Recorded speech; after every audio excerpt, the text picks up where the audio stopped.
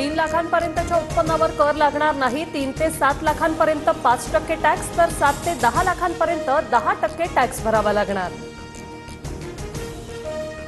10 ते 12 लाखांपर्यंतच्या उत्पन्नावर 15% टॅक्स, तर 12 ते 15 लाखांवर 20% टॅक्स, तर 15 लाखांच्या वर 30% कर द्यावा लागणार आहे।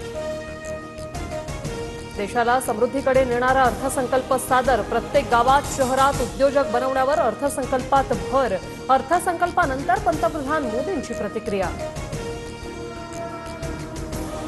कुर्सी बचाव बजेट, सामान्य नागरिकांना कोणताही दिलासा नाही, काँग्रेस नेते राहुल गांधींची टीका।